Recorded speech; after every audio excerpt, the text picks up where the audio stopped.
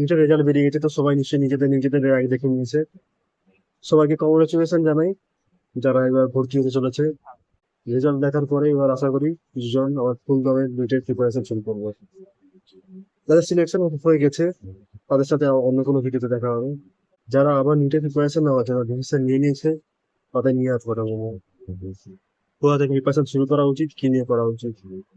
Preparation শুরু সেখান থেকেই করা উচিত যেখানে শেষ হয়েছিল নিট 2025-এর এক্সাম, অর্থাৎ নিট 2025-এর পেপারটা। প্রথমে সেটাকেই আগে অ্যানালাইসিস করতে হবে। সেখানে বুঝতে হবে কোথা থেকে কোন প্রশ্নটা এসছে, কোনটা টাফ, কোনটা ইজি, কোনটা করা যেত, কোনটা করা যেত না, কোনটা সিলি মিস্টেক হয়েছে, কোনটা বই কোন পোর্শন থেকে এসছে, সবকিছু ডিটেলে দেখতে হবে।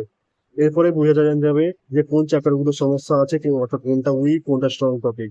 স্ট্রং আর উইক টপিক সেগ্রিগেশন হয়ে গেলে আগে স্ট্রং টপিক গুলোকেই অ্যাটেম্প করার চেষ্টা করতে হবে। স্ট্রং টপিক গুলো যদি আগে কমপ্লিট করে নেওয়া যায় তাহলে কনফিডেন্স বাড়বে, আগেই প্র্যাকটিস শুরু করা যাবে। কোশ্চেন প্র্যাকটিস প্রথম থেকেই চালালে খুব ভালো হয়। আর মক টেস্ট দেওয়াটা প্রথম থেকে কন্টিনিউ রাখতে হবে।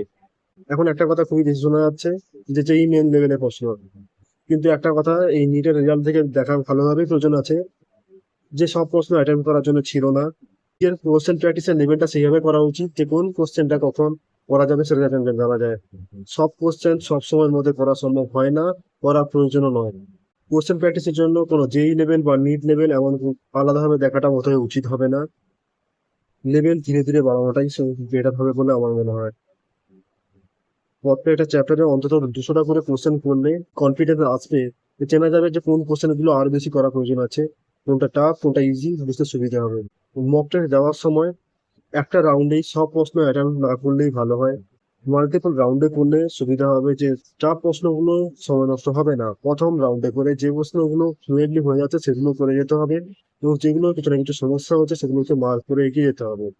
এতে করে ইজি প্রশ্নগুলো প্রথমেই আগে অ্যাটেম্প হয়ে যাবে, তাতে করে পরের দিকে যে টাফ প্রশ্নগুলো আছে ওগুলোকে ডিল করতে অনেকটা সুবিধা হবে। মক টেস্টটা এখন থেকে দিয়ে রাখতে হবে যাতে করে পুরো সিলেবাসের রিভিশন মোটামুটি হতে থাকে, তা না হলে এত বড় সিলেবাস মনে রাখা সম্ভব নয়। নিজের প্রিপারেশনের জন্য কনসিস্টেন্সি মেনটেন করাটা খুবই ইম্পর্টেন্ট। তার জন্য নিজের ডেইলি রুটিনটা খুব শক্তভাবে মেনটেন করতে হবে। আজ এই পর্যন্তই। আর যাদের কোনো না কোনো কলেজে অ্যাডমিশন হতে চলেছে তাদের সাথে দেখা হচ্ছে আবার পরে ভিডিওতে।